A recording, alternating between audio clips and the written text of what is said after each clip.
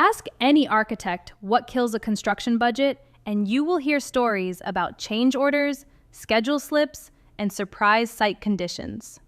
Almost nobody points at the bidding phase. That is the mistake. The number a contractor writes on bid day is the number you defend for the next 18 months.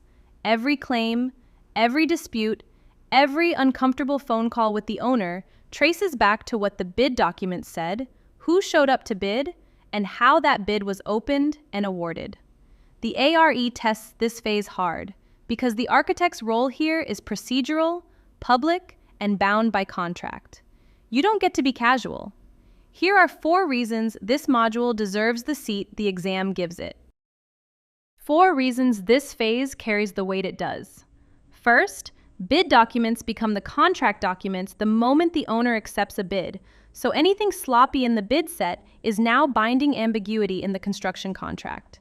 Second, public sector projects answer to procurement statutes that override the AIA defaults, and the exam will absolutely reach into Brooks Act territory and state law procurement rules. Third, choosing negotiated procurement instead of competitive bidding is a delivery method decision. It changes schedule, who carries the risk of pricing surprises, and how transparent the cost stack is to the owner. And fourth, every procedural rule in this phase exists to protect the owner. Skip the sealed bid rule, skip the public opening, mishandle an addendum, and a losing bidder will sue. And a court will weigh the procedural record, not the quality of your drawings. Here is the chronological spine the module walks, subsection by subsection. Walking the module in order. 2.1 defines the architect's role in this phase. Agent for the owner, not party to the contract, and sets up everything that follows. 2.2 breaks down the bid documents themselves: the invitation, the instructions to bidders, the bid form, the proposed contract, the drawings, the specs, and any addenda that get issued during the bid period. 2.3 is the pre-bid conference, where every interested bidder gets the same information so nobody can later claim they bid blind. 2.4 is the bid opening: sealed envelopes, public reading, immediate tabulation, and the consequences of getting any of those wrong. 2.5 is the handoff. Notice of award tells the contractor they won. Notice to proceed starts the contract clock and the schedule. And 2.6 covers the situations where competitive bidding is the wrong tool entirely and negotiated procurement makes more sense. One posture shift before we step into section 2.1. 4 things to hold in mind as we go. First, in this module, the architect is no longer designing. The architect is the owner's procedural agent, and the exam writes its questions from that lens.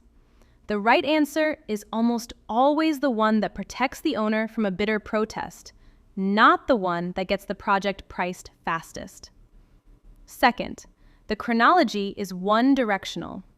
Addendum: pre-bid conference, sealed bid, public opening, notice of award, notice to proceed. They happen in that order, and skipping a step is what the exam tests. Third, public sector and private sector procurement use different rules, and the prompt will tell you which world you're in if you read carefully. And fourth, the bid documents become the contract documents on acceptance, so every ambiguity you leave in the bid set lives on into construction administration. With that posture set, we step into section 2.1. Here is an uncomfortable truth most architects do not want to hear about bidding. We awarded the project to the lowest bidder. They went bankrupt halfway through construction. That is not a hypothetical. That is the kind of after-action statement you end up writing when bidding is treated as paperwork instead of as a public safety decision.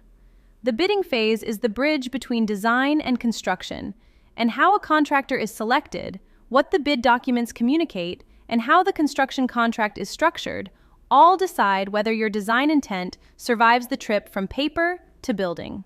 NCARB tests this because procurement failures harm the public in very direct ways and can expose the advising architect to personal liability and lawsuits if a public client is steered into a procurement violation. Starting April 27, 2026, CE Objective 1.1 changes from understanding the architect's role during bidding to advising the client based on the delivery method, meaning you need to know how bidding differs in DBB, CMAR, and design build before the new exam form opens, or you fail the exam on a topic that is fully under your control.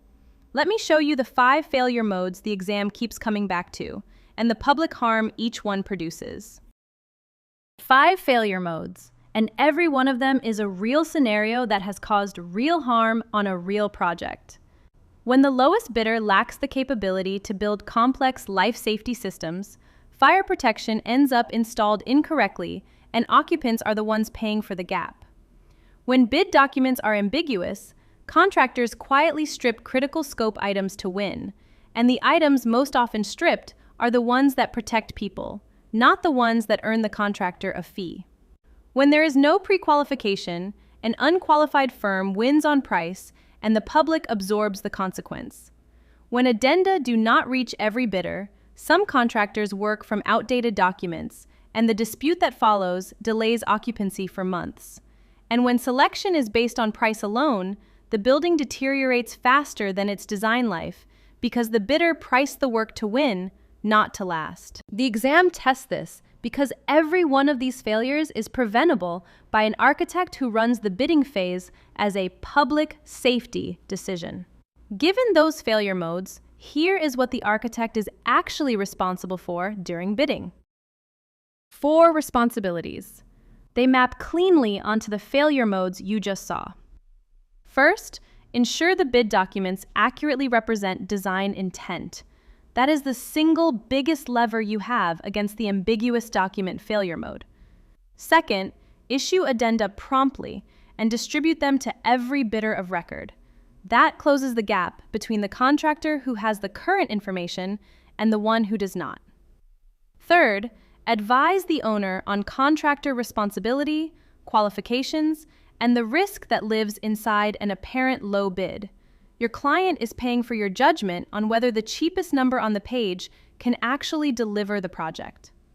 Fourth, recommend award only after evaluating completeness, responsiveness, and capability. Those 3 words are doing the work of preventing every other failure on the prior screen. This is what protects the public, and it is what the exam expects you to know. Pull all of that together, and the architect's role during bidding comes down to 4 hard takeaways. 5 takeaways from this section. First, procurement failures harm the public directly. That is why NCARB tests bidding alongside design. Second, the architect ensures bid documents represent design intent, and that every bidder is working from current information. Third, an apparent low bid is not always the best bid. Capability and responsibility decide whether the price is real. Fourth, the April 2026 exam update ties the architect's advisory role to the delivery method. So you need to know how bidding actually differs in design, bid, build, CMAR, and design build before you sit. And fifth, you recommend award only after completeness, responsiveness, and bidder capability have all been verified. Those 3 checks are the architect's procurement standard of care. Here is the uncomfortable truth you need to internalize before you advise any owner on procurement. Competitive bidding and negotiated selection are not 2 flavors of the same process. They produce different prices, different documents, different schedules, and different legal exposure. For a private owner, the choice is a judgment call. For a public owner, the choice is often already made by statute, and the architect who tells a public client to just negotiate with the contractor they like is the architect steering that client into a procurement violation that can void the contract and create personal liability for the advice itself. The exam tests this because every state procurement code and every federal contracting rule starts from the same premise. Public money requires open competition. Get this wrong on the exam and you fail the question. Get it wrong in practice and the lawsuit lands on the firm that wrote the recommendation. Let me put the two methods next to each other so you can see exactly where they part ways. Competitive bidding lives on the left. It is a price competition. The lowest responsible bid wins. Complete construction documents are required before any bid goes out. The contractor has zero input during design, and the typical owner is a public agency that does not actually have a choice about using this method. Negotiated selection lives on the right. It is a value competition. Qualifications, approach, and team win the work. The process can start before the CDs are finalized with a GMP set later. The contractor is brought in during design to surface constructability issues before they become claims, and the typical owner is a private client buying expertise and schedule speed. Picking the wrong method for the wrong owner is how you produce either a violated procurement statute on the public side or a runaway price on the private side.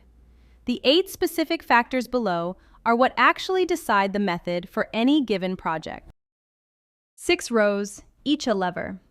Selection basis splits price-led versus value-led. Price certainty splits fixed lump sum versus a GMP or cost-plus arrangement that floats as design progresses. Document readiness is the schedule lever. Competitive bidding requires complete CDs before you can solicit bids, while negotiated selection lets you overlap design and early construction by months.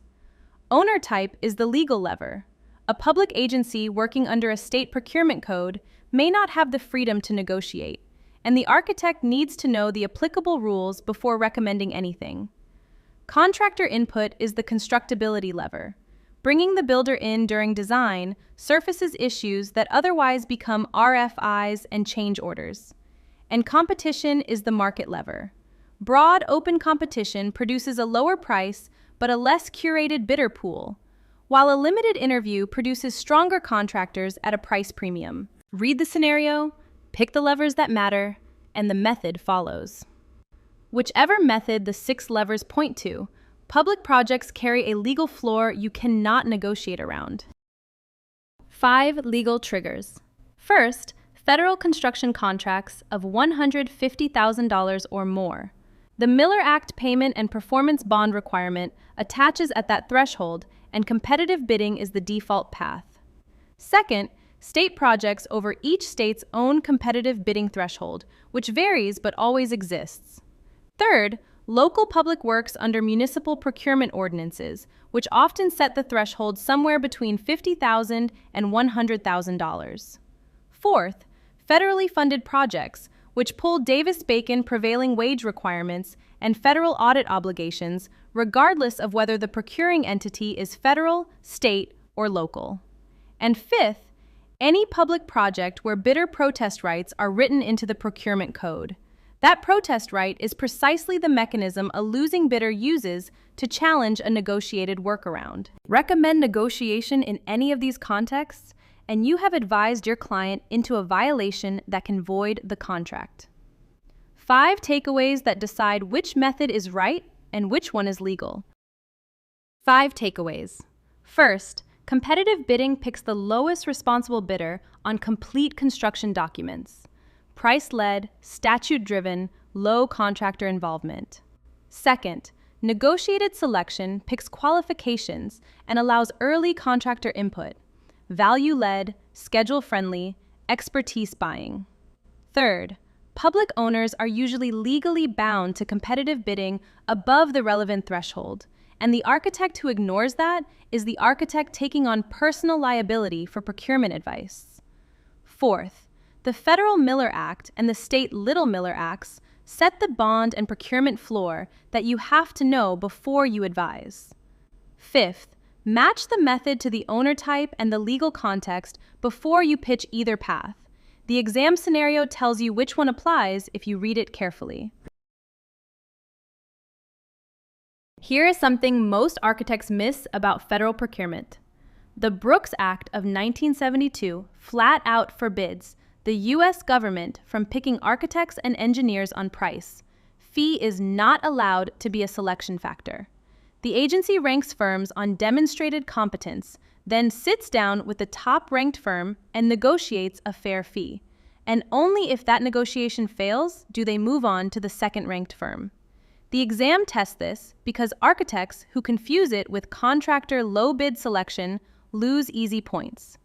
The architect who advises a federal client to mix qualifications and price into one weighted score has just recommended a Brooks Act violation that can void the contract, trigger a protest lawsuit from the runner-up firm, and create personal liability for the advice itself. Get this right on the exam and you save a question.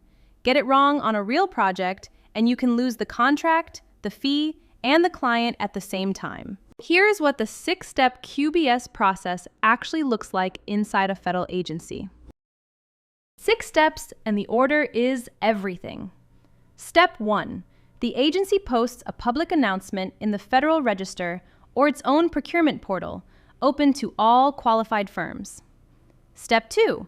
Firms submit the SF-330, which is the standard federal A&E qualifications form, and price information is not allowed anywhere in that submission. Step 3. The evaluation committee ranks submissions on demonstrated competence alone, scoring firms on past performance, team, and approach, but never on fee. Step 4. Only after ranking is complete does the agency sit down with the top-ranked firm to negotiate fee. Step 5. If that fee negotiation breaks down, the agency moves to the second-ranked firm and starts the negotiation fresh. Step 6. The contract executes once fee negotiation succeeds, and selection and price stay decoupled throughout. The architect who collapses any of these steps into a single weighted score has just violated the Brooks Act. 5 principles distill the Brooks Act down to what the exam will actually ask you about. 5 principles. The Brooks Act applies to federal A&E procurement and to every state and municipality that adopted a mini Brooks Act, which is most of them. Selection rests solely on demonstrated competence and qualifications. Fee is never allowed as a selection factor. Fee is negotiated after selection, and if that negotiation fails, the agency rolls down to the second-ranked firm and tries again. The SF-330 is the canonical qualifications submission form, and it never carries price data. And the rule covers architects and engineers, but not contractors. Contractor selection on the same federal project still runs through a competitive, low-bid path under the Federal Acquisition Regulation. Memorize the boundary line between A&E selection and contractor selection. The exam will test it. Here's the boundary that the exam keeps trying to make you cross. 5 roles, 5 selection paths, and the trap is built into the boundary between them. The architect or engineer is selected under QBS, qualifications first, price negotiated after. The contractor on a public project is selected through competitive, low bid under the relevant procurement code. Public money requires open price competition. The construction manager in an agency or advisory role is treated as a professional service and can be selected under QBS, like the architect. The construction manager at risk crosses the boundary because the role bundles services with construction, so a best value RFP with weighted price is the right path. And the design-build team falls under either a best value RFP or a 2-step qualifications then price process, because the team is delivering both design and construction together. The architect who maps the wrong rule to the wrong role recommends a procurement violation. 5 takeaways that close out the Brooks Act and the QBS process. 5 takeaways. QBS decouples A and E selection from price. Qualifications rank first. Fee comes after. Full stop. The SF-330 is the federal qualifications form and never carries price data. Failed fee negotiation rolls down to the next ranked firm. The agency does not re-rank the field. QBS applies to architects, engineers, and agency role construction managers. Contractors and at-risk CMs still run through competitive or best value paths. And most states have adopted mini Brooks Acts that extend the same qualifications first rules to non-federal A&E procurement, so the principle reaches further than the statute name implies. Confuse QBS with low bid on the exam, and you lose the question. Confuse them in practice, and you can lose the contract. Here is one of the cleanest exam traps in CE, and you will not want to fail this question. An invitation to bid and a request for proposals are not synonyms. They are entirely different procurement instruments, and they produce entirely different outcomes. An ITB is a price competition where the lowest responsible bidder wins. The evaluation criteria are narrow, and negotiation after submission is typically prohibited on public work. An RFP is a qualifications plus price competition where the best overall value wins. Multiple criteria are weighted, and negotiation with the top-ranked firm is built into the process. Read the scenario carefully. If the question describes lowest responsible bidder and complete CDs, it is asking about an ITB. If it describes best value, design build, or weighted scoring, it is asking about an RFP. Confuse them in practice, and you can be personally liable for advising a client into the wrong process. Set the two instruments side by side, and the difference is unmistakable. Invitation to bid lives on the left. Its purpose is to solicit competitive price bids on a defined scope. Award goes to the lowest responsible bidder, no exceptions and no negotiation.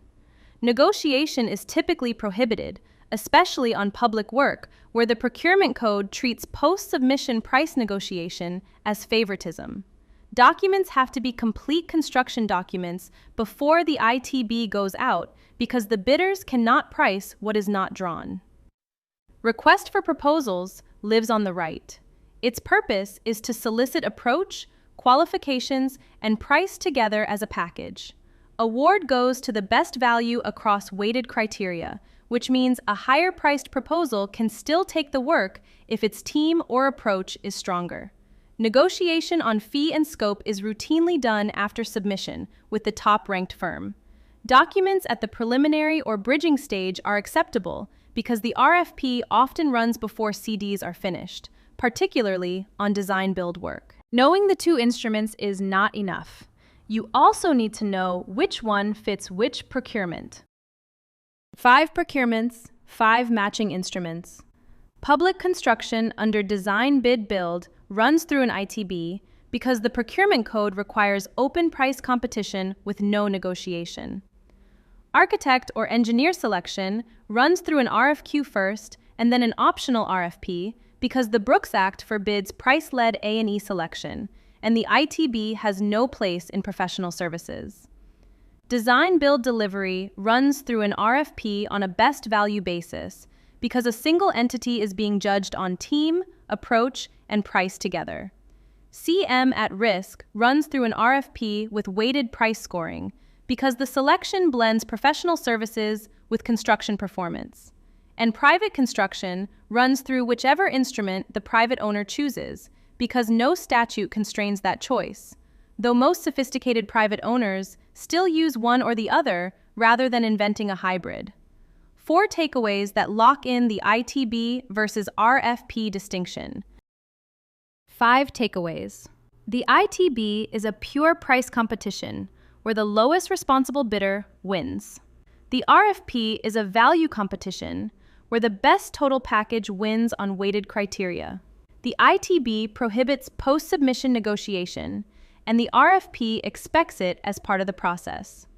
Design build, CM at risk, and A&E selection all use RFP-style paths because each one needs qualifications and approach in the evaluation, not just price. And public construction under design bid build is the canonical ITB procurement. That is the scenario the exam will use to test whether you know which instrument applies. Here is the line every architect who works across both sectors needs to internalize. Public bidding rules are not stylistic preferences. They are statutes designed to prevent corruption and favoritism. Public projects spend taxpayer money. That fact alone drives almost every difference you are about to see between public and private procurement. Public owners must advertise, must open bids publicly, must usually award to the lowest responsible bidder and must require specific bonds. Private owners can do whatever their board or lender allows. The architect who tells a public client to skip the advertisement, narrow the bidder pool, or just pick a contractor they trust is the architect advising into a procurement violation that can void the contract, trigger lawsuits, and create personal liability for the advice itself. The exam tests this because every CE question that sets up a public client is implicitly testing whether you know which rules attach. Set the 6 categories side by side, and the gap between statute and discretion is unmistakable.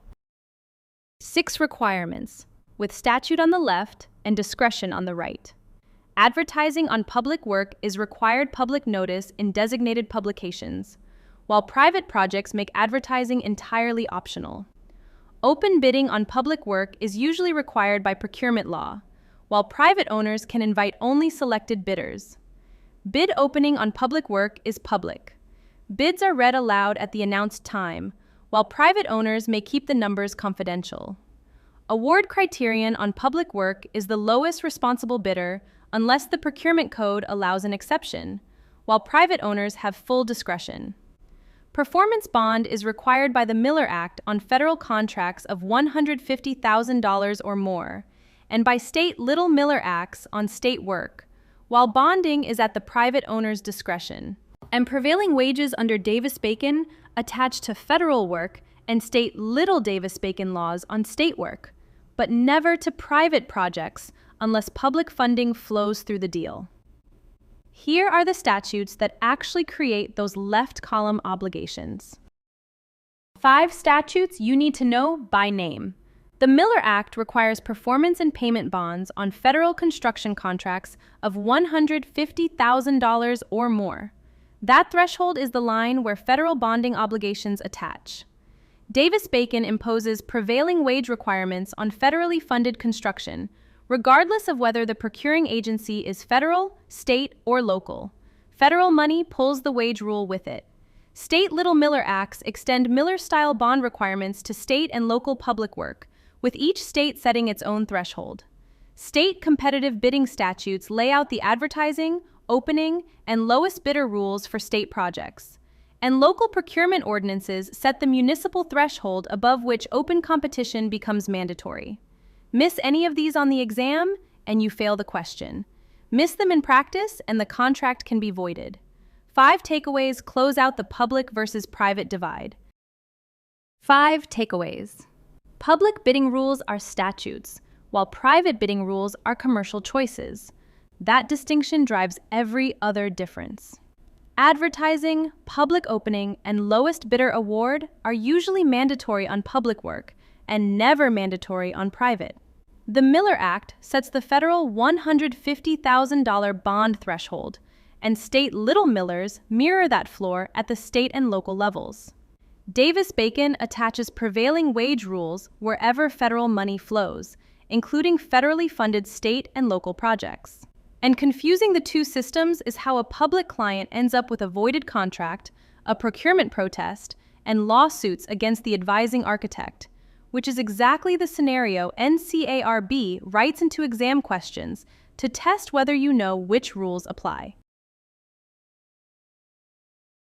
Here is the uncomfortable truth about procurement that most architects only learn after a project goes sideways. Once a public bid opens, the procurement code typically forces the award to the lowest responsive bidder, and if that bidder turns out to be unqualified, the owner is largely stuck.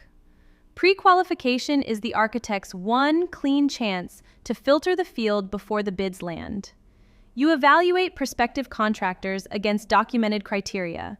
You recommend a qualified pool to the owner, and only that pool gets invited to bid. Skip this step on a complex project, and the lowest bidder may also be the firm that has never built anything resembling your scope, has no bonding capacity for the size, and is one missed deadline away from a default lawsuit. The exam tests this because choosing the wrong contractor is one of the most expensive mistakes an owner can make, and the architect who advised an unfiltered open bid carries personal liability for the outcome.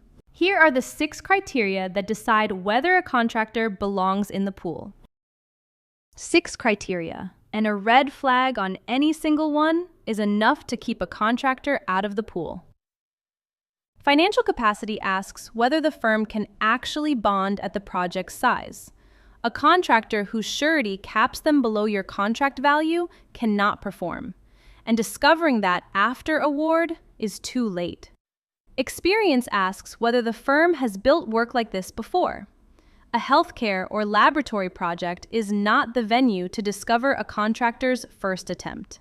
Current workload asks how much of their capacity is already committed. An overcommitted firm wins your bid and then staffs your project with whoever is left. Safety record is measured by EMR. Anything above 1.0 means the contractor pays higher workers' comp premiums than the industry average, which is itself a signal about field practices. References from prior owners and architects surface the things financial statements do not: communication style, dispute behavior, schedule discipline, and litigation history reveals patterns. A firm with 1 claim is unlucky. A firm with 5 is a process problem.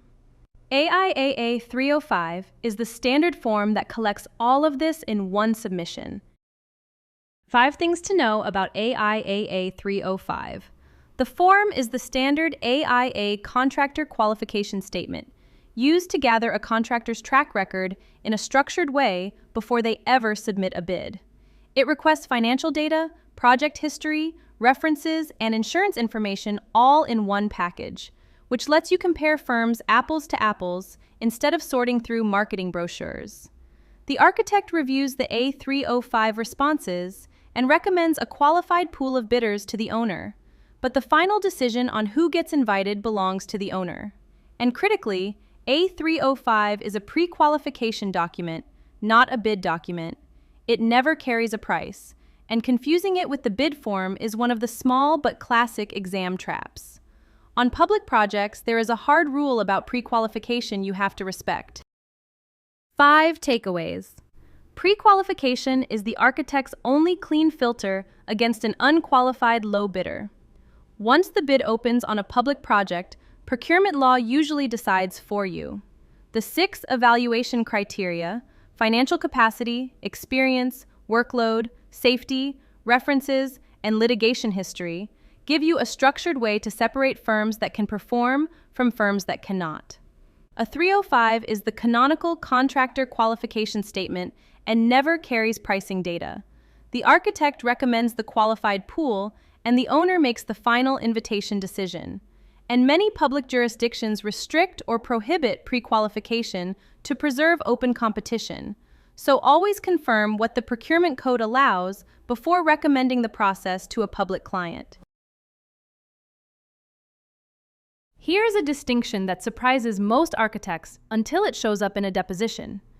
The bid documents and the contract documents are not the same set of documents. The bid documents are the wider package you hand to bidders so they can price the work: advertisement, instructions, bid form, drawings, specifications, sample agreement, sample bond forms. The contract documents are the narrower legal set that survives award and actually governs construction. Confuse them on a real project, and you may try to enforce a clause from the instructions to bidders against a contractor who legally does not have to follow it anymore, which is the kind of mistake that produces a lawsuit you will not win. The exam tests this because AIAA 201 Article 1 draws the line very precisely, and NCARB writes questions specifically to see whether you can hold the line. Here are the 5 components the architect authors directly. 5 components the architect authors directly. The instructions to bidders, AIAA 701, is the rulebook for bidding: preparation, submission, evaluation, all of it. The bid form is the standardized vehicle the bidder uses to enter prices, alternates, unit prices, and the binding signature. The contract drawings carry the graphic scope of the work, and the specifications, often called the project manual, carry the written requirements for materials, methods, and quality. Addenda are the written modifications issued during the bidding period, And unlike the other four, addenda also survive into the contract documents because they modify the substantive scope every bidder priced against. Every one of these documents is authored by the architect or the architect's engineering consultants, so authorship and accuracy stop at the architect's desk. 5 more components come from the owner, the owner's attorney, or directly from the AIA standard forms.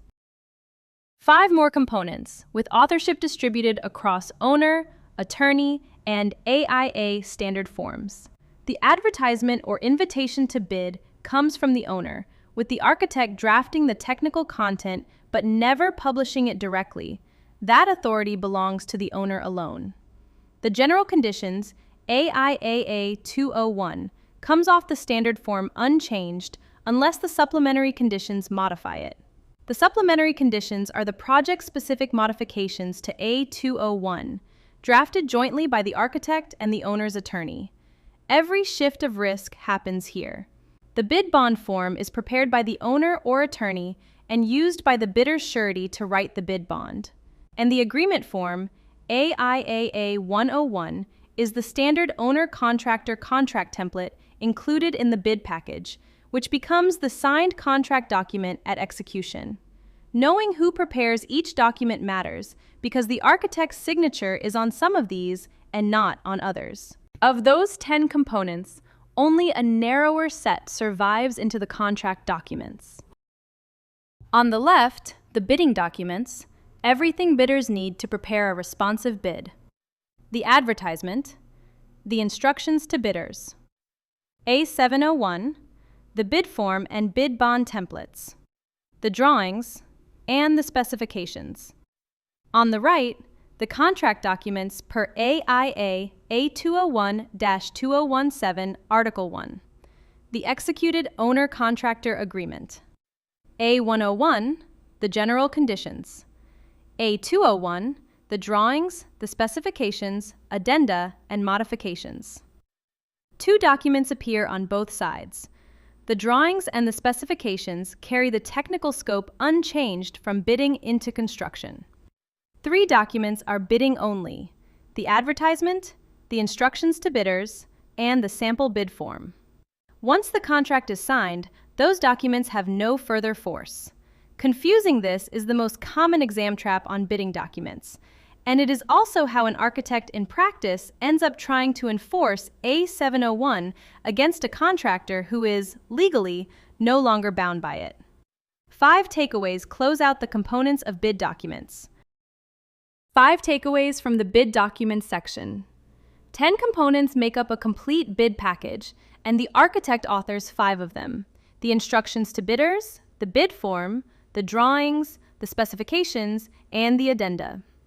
The bidding documents are the wider set, including A701, the advertisement, the bid form, and the sample agreement and bond forms. The contract documents per A201 Article 1 are narrower: A101, A201, drawings, specifications, addenda, and modifications. 2 documents appear on both lists: the drawings and the specifications, because they carry the technical scope from bidding all the way through construction. And A701 is bidding only. Once the owner-contractor agreement is executed, A701 has no further force, which is the most common exam trap in this section. Most architects treat the advertisement like a routine clerical task, and that single misjudgment is how procurement runs off the rails before bids even open. The advertisement is the first formal communication with the bidding market. It is what decides who shows up, what they expect, and what bond they bring. On a public project, every line in that advertisement is also a legal commitment from the owner, which is why a defective advertisement can require the entire bid process to be restarted at the owner's cost. The architect who drafted the technical content of that advertisement is the one explaining the delay in writing, and on a project where the owner is the public, that letter often ends up cited in a procurement protest or a lawsuit from a frustrated bidder. The exam tests this because every state procurement code has rules about what an advertisement must contain. 5 identity and scope items have to land in every advertisement first. 5 items that establish who, what, and where. The project name and location have to be specific enough that bidders can self-select. Vague descriptions invite firms that should not be pursuing the work. The owner name and contact establishes who is soliciting the bids, which is legally significant because the owner is the contracting party.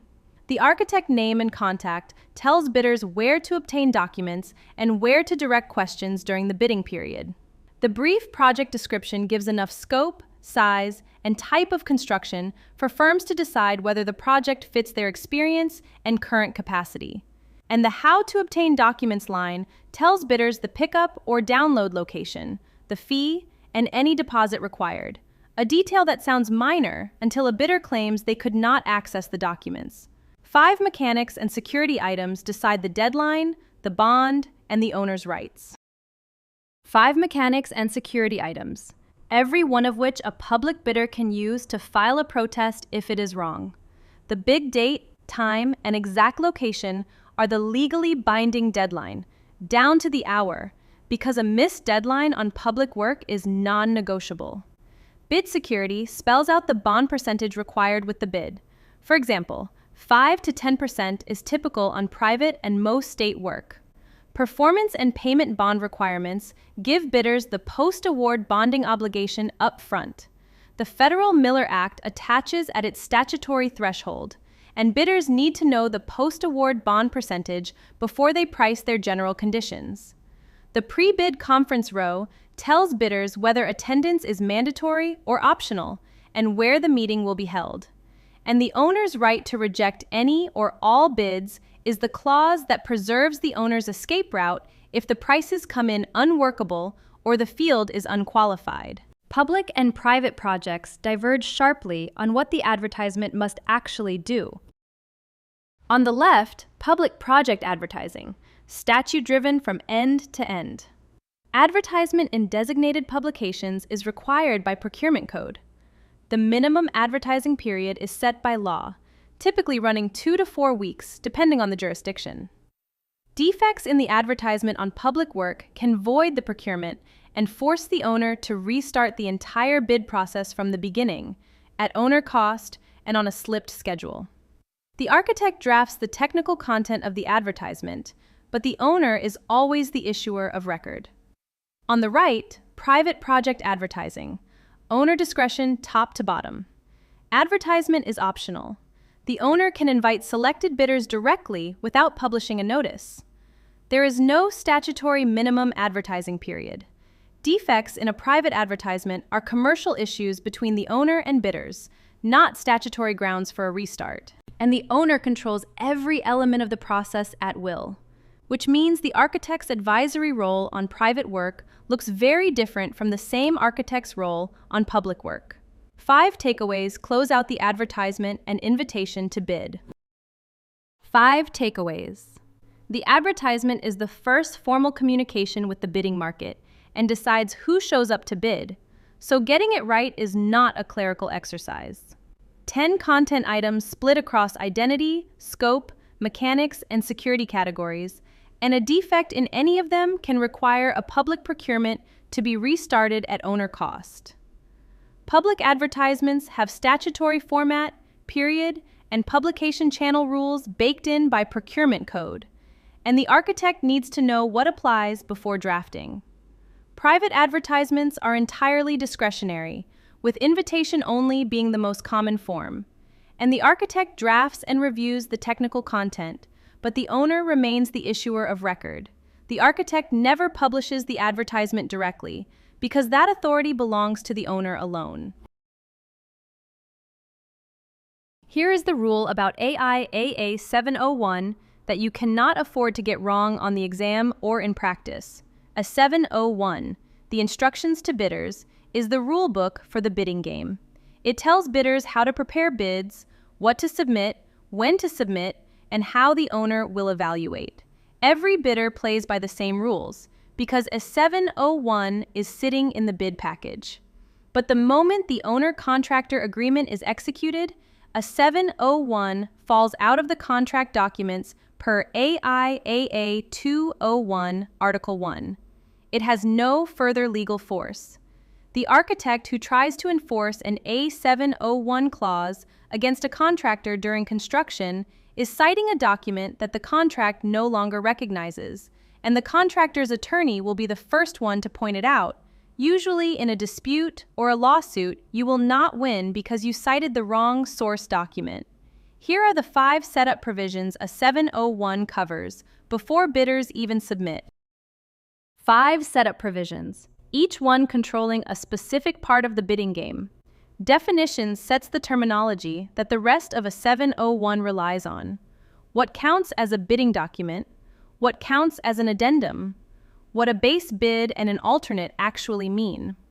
Bidder representation is the clause where the bidder swears they examined the documents and visited the site. This matters later because a contractor who claims to be surprised by a condition they could have observed has a much weaker case. Bidding procedures covers preparation, submission, and modification mechanics. Bid form requirements specify exactly what must appear on the bid form for it to be considered responsive.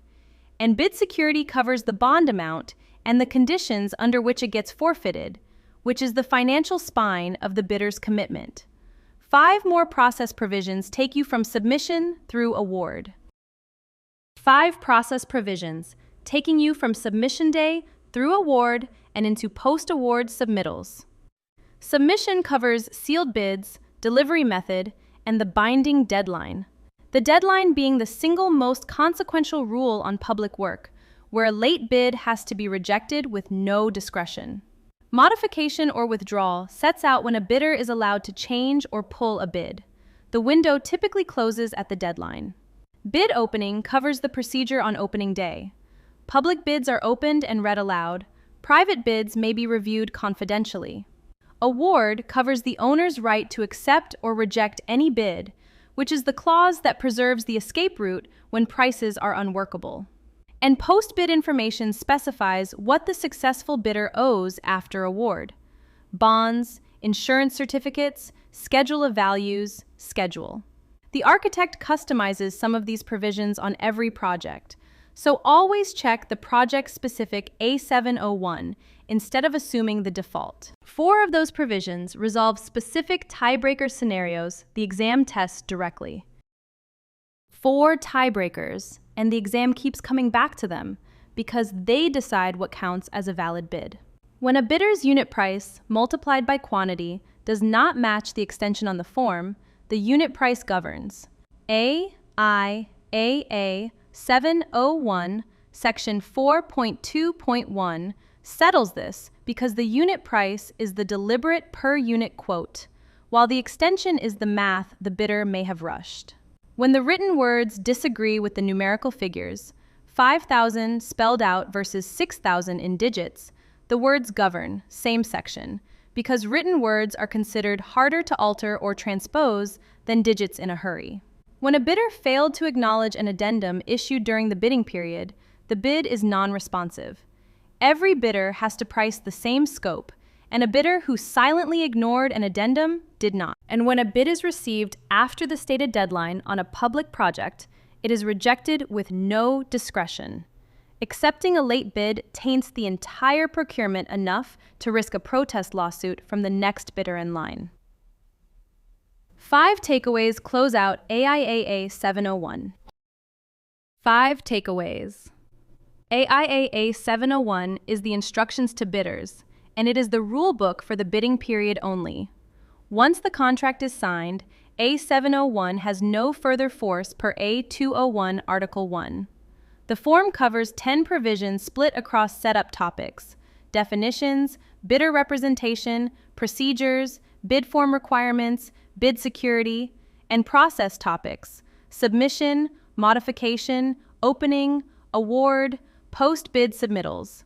The 2 settled tiebreakers in Section 4.2.1 are unit price governs extension, and written words govern numerical figures. Failure to acknowledge an addendum makes a bid non-responsive because every bidder has to price the same scope.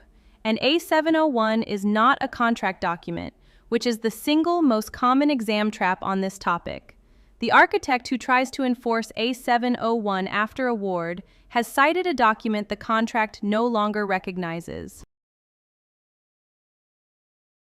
Here is an uncomfortable truth most architects do not internalize until a bid actually goes sideways. The bid form, the bid bond, and the supplementary conditions look like routine paperwork, and every one of them decides whether you end up in a lawsuit. The bid form is where the bidder puts their commitment in writing. Miss a required element and the bid is non-responsive, most often because a bidder forgot to acknowledge one of the addenda issued during bidding. The bid bond is where the surety guarantees the bidder will actually sign if selected. Without it, the owner has no recovery when the apparent low bidder walks away, and the architect who recommended waiving the bond requirement is personally liable for that advice. And the supplementary conditions are where every project-specific liability shift gets bolted onto A201. Get a clause wrong here, and you have either transferred a risk the owner did not realize they were assuming, or failed to transfer one they thought they had pushed to the contractor. Here are the 6 required elements every bid form has to carry. 6 required elements, and the acknowledgement row is the one that derails more bids than anything else. The base bid amount is the headline number, the total price for the work as described. Alternate prices are the add or deduct numbers for the specified scope alternatives the owner wanted priced separately. Unit prices and allowances cover the per unit cost for variable quantity items and the specified dollar figures included in the bid for items not yet fully defined, which keeps the bids comparable while design decisions finalize. Time of completion specifies either calendar days from notice to proceed or a specific completion date. Bidder signature is the legally binding commitment without which the bid is not enforceable. And acknowledgement of addenda is the critical row. A bid submitted without confirming that every addendum was received and priced is non-responsive and must usually be rejected, because the bidder is effectively pricing a different scope than the rest of the field. The bid bond is the surety mechanism that keeps the bidder honest between bid and contract signing. 6 features of the bid bond. The purpose is to guarantee that the bidder will actually sign the contract if their bid is selected. Without the bond, a bidder can walk away after award with no consequence, and the owner has to restart the procurement. The typical amount is 5 to 10% of the bid on private and most state work. For example, Federal Miller Act projects use 20% capped at $3 million, which is a fact pattern the exam favors. The bond is issued by a surety company that has underwritten the bidder's finances, meaning the surety has reviewed the bidder's books and is willing to take on the risk. Forfeiture happens if the bidder refuses to sign the contract after award.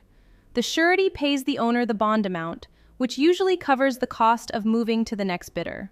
The bond is returned after the contract is executed or after the bid is rejected, and it is usually required by procurement law on public projects and at the owner's discretion on private projects.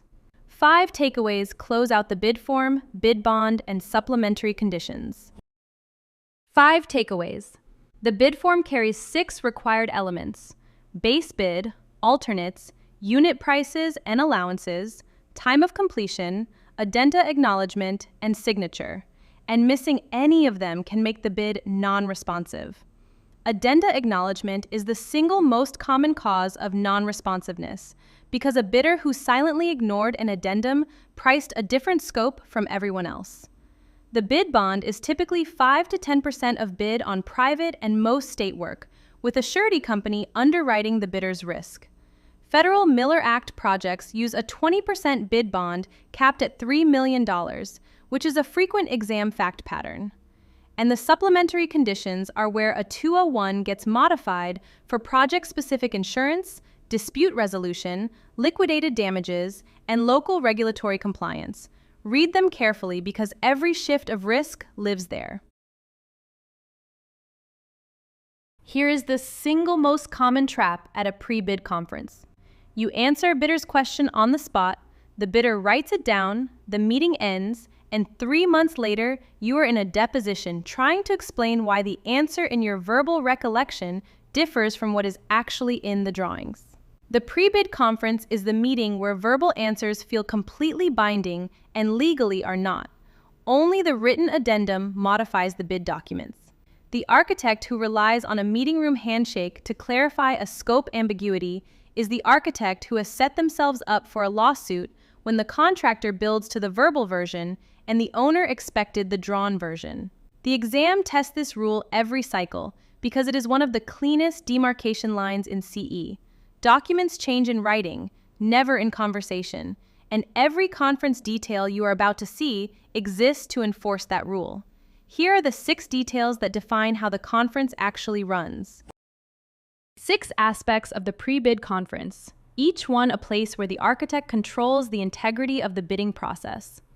The purpose is to clarify bid documents, discuss project conditions, and answer questions before bidders are committed to a number. The timing typically lands 1 to 2 weeks after documents are issued and 1 to 2 weeks before bid opening, leaving bidders time to review documents before the meeting and time to incorporate answers afterward. Attendance can be either mandatory or optional, and the instructions to bidders states which one applies on this project. The architect conducts the meeting with the owner present, and minutes are taken and distributed to every bidder of record, not just those who attended, because excluding non-attendees from the minutes creates an unfair information gap. And the binding changes row is the hard rule.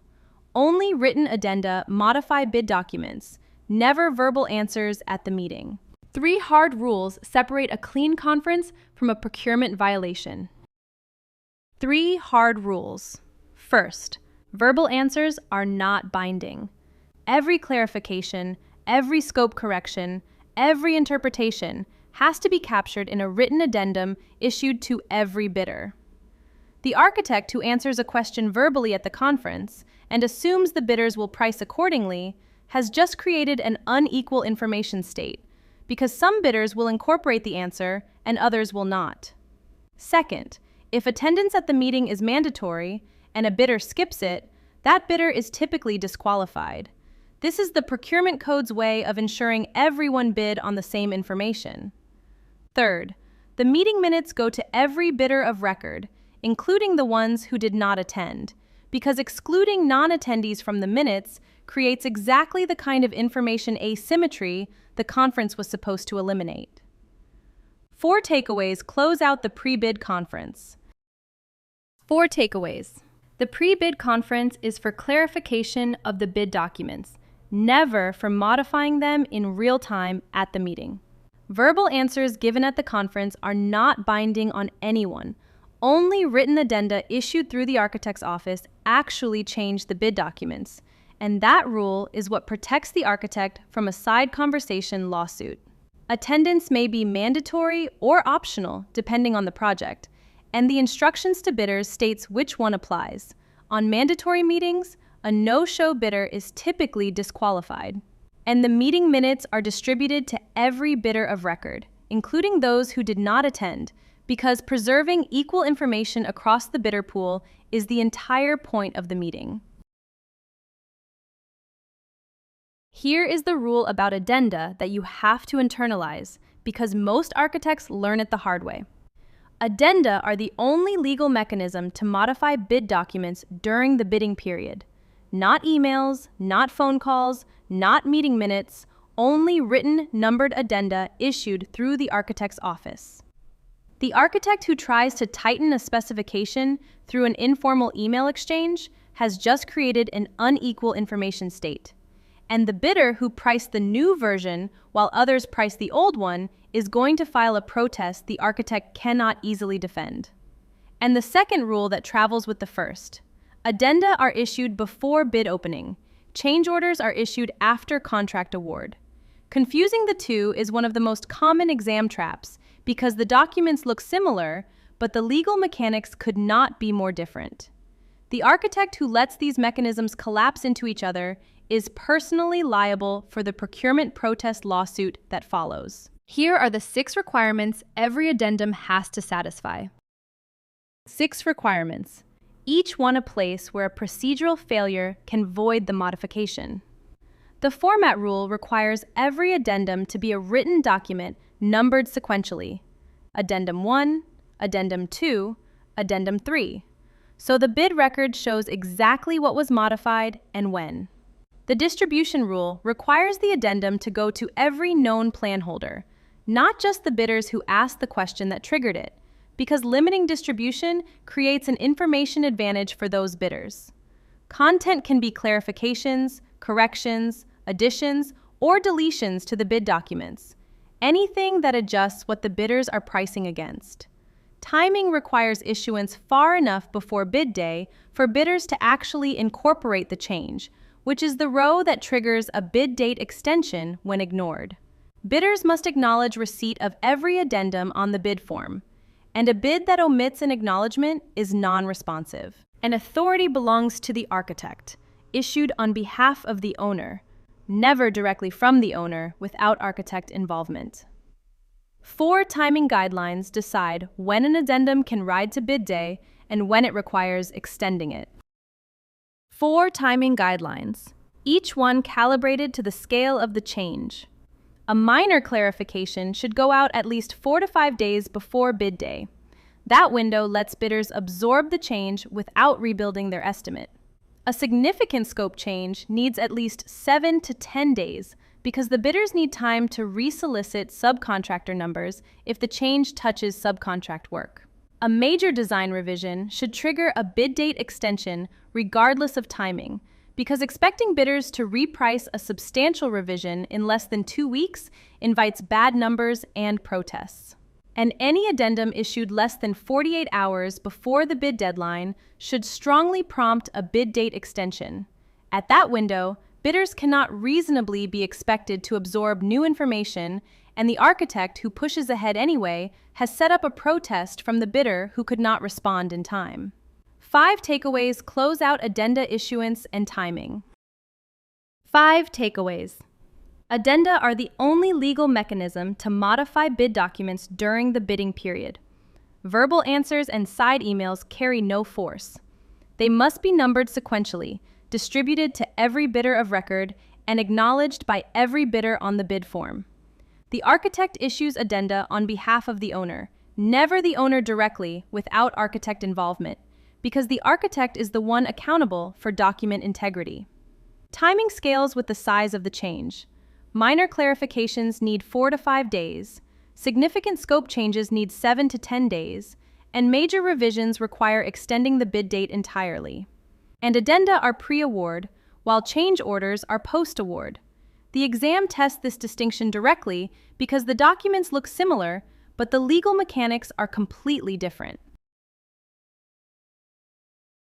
Here is the rule about pre-bid substitution requests that most architects intuit but cannot quite articulate until they have to defend it. When the architect approves a substitution during bidding, a different manufacturer, a different model, a substitute material, that approval has to go to every bidder via addendum, not just the bidder who asked. The moment an approved substitution stays private to the requesting bidder, the procurement stops being competitive. That bidder is now pricing one scope while everyone else is pricing another. A protest lawsuit from any other bidder will pull the architect into a deposition about a single email that may not have been intended to favor anyone, and the architect can be personally liable for the procurement violation. The exam tests this because substitution requests are the single most common path to an inadvertently uneven bidding field, and the deadline written into AIAA 701 Section 3.3 is the firewall against last-minute manipulation. Here is the 5-step process that keeps the field level. 5 steps that keep the bidder pool on a level field. Step 1. The bidder submits a written substitution request within the deadline set by AIAA 701, with enough detail for the architect to evaluate technical equivalence. Verbal requests do not count. Step 2. The architect evaluates the proposed substitute for technical and performance equivalence, looking at specifications, code compliance, and integration with adjacent systems. Step 3. The architect approves or denies, with owner input on consequential substitutions because the owner ultimately owns the building. Step 4. If approved, the architect issues an addendum to every bidder of record so the entire field has access to the substitution. Step 5. Every bidder may then use the approved substitution in their pricing, which is what keeps the procurement competitive. Skip Step 4 and you have not approved a substitution. You have created a procurement protest. 4 deadline rules govern when substitutions can be accepted and when they cannot. 4 deadline rules. AIAA 701 typically requires substitution requests to be submitted at least 10 days before bid opening, which is the standard window that gives the architect time to evaluate and issue the addendum. The deadline exists specifically to give the architect time to evaluate the substitute and issue an addendum to every bidder of record. The architect who tries to approve a substitute after the deadline is rushing the technical review, and a rushed approval is a liability the architect carries personally. Late requests should generally be rejected because the field needs equal time to absorb changes. Accepting a late substitution favors the bidder who could respond fast and disadvantages everyone else. And requests received after the deadline are deferred to post-award submittals under AIAA 201, Section 3.5, which is the separate substitution mechanism that lives inside the construction contract. 4 takeaways close out pre-bid substitutions. 4 takeaways. Pre-bid substitution requests must be written. Verbal requests carry no procedural weight, and the architect should not act on them. Approved substitutions are distributed via addendum to every bidder of record, never privately to the bidder who asked, because equal access is what keeps the procurement competitive. AIAA 701 typically sets the substitution request deadline at 10 days before bid opening, which is the architect's review window, and requests received after the deadline are deferred to post-award submittals under AIAA 201, Section 3.5. That is, the substitution mechanism that lives inside the construction contract and operates under different rules than the pre-bid path. Most architects underestimate how much legal exposure lives inside bidder question correspondence. A bidder calls with what feels like a quick clarification, you answer it on the phone, and the conversation seems harmless. It is not. The other bidders are pricing without that information. The answering architect has effectively rewritten the bid documents in a private conversation. And the next bidder in line, who loses by a margin smaller than the impact of that private answer, has the legal grounds for a procurement protest. On a public project, that protest is filed under the procurement code. On a private one, the losing bidder sues for tortious interference or breach of fair dealing. Either way, the architect is personally exposed for the advice. The exam tests this rule because it is one of the few fairness obligations that maps cleanly across both public and private work. Every answer reaches every bidder, full stop. Here are the 6 fairness principles that protect the architect from this exposure. 6 principles. Equal information is the spine of the entire process. Every answer must reach every bidder of record, not just the bidder who asked the question, because the moment information becomes asymmetric, the procurement is no longer fair competition. Written responses are required. The answer goes out as an addendum on architect letterhead, and verbal answers carry no weight even if they were technically correct. Timely response matters because an answer issued the day before the bid is too late for bidders to incorporate, which functionally creates the same asymmetry as a private answer. No favoritism is the negative form rule. The architect never gives a private clarification to a single bidder, even one with whom there is a long working relationship, because that single email is the evidence in the protest. Document conflicts means the architect identifies genuine conflicts in the documents and resolves them by addendum, rather than letting them ride into construction as disputes. And the question log creates a defensible record of every question received and every response issued. 6 topics drive most bidder questions. Anticipating them reduces addenda.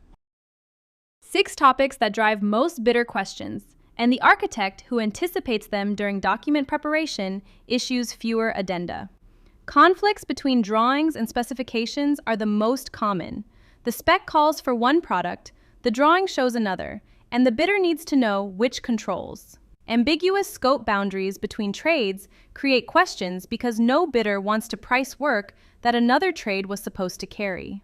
Missing dimensions or details surface in technical questions about how to actually build the work. Allowance and alternate clarifications come up because allowance and alternate scope is often described in less detail than base scope. Schedule and phasing questions matter on occupied buildings and on multi-phase work where the sequence affects cost. And site access and logistics questions cover staging, parking, deliveries, and adjacent operations, issues that affect a bidder's general conditions estimate. 4 takeaways close out bidder questions and responses. 4 takeaways. Every answer reaches every bidder of record. Equal information is the fairness rule that keeps the procurement competitive. All responses are written and issued by addendum. Verbal answers carry no procedural weight and create exactly the information asymmetry that fuels protests. Private clarifications create grounds for procurement protests on public work and tortious interference claims on private work, so the architect's only safe answer is the written one in an addendum. And anticipating common question topics during document preparation, conflicts, scope boundaries, dimensions, allowances, schedule, site logistics, reduces addenda volume during bidding and lowers the procedural risk on every project. Most architects underestimate how strict the late bid rule actually is. On a public project, a bid received 1 minute after the deadline is rejected. No discretion, no exception, regardless of why it was late. The bidder stuck in traffic, the courier who hit construction delays, the clock that was a minute fast on the bidder's end, none of those matter. Accepting a late bid on public work taints the entire procurement enough to void the award and force a restart. And the architect who exercised discretion on that decision is personally liable for the procurement protest lawsuit from every other bidder. The exam tests this because the late bid rule is one of the cleanest demarcation lines in CE. And the second trap travels with the first. Bid opening is not award. The architect identifies the apparent low bidder at opening, but only the owner can actually award. Mix the two up at the opening event, and you have promised a contract you do not have authority to promise. Public and private openings diverge sharply on every procedural detail. On the left, public project openings, procedure-driven and transparent. Bids are opened and read aloud at the announced time and location, so every bidder hears every number as it is read. Attendance is open to all bidders and the public, with the owner, architect, and bidders typically present. Late bids are rejected under strict deadlines with no discretion, because accepting any late bid taints the entire procurement. An award goes to the lowest responsible bidder, unless the procurement code allows an exception. On the right, private project openings, owner discretion top to bottom.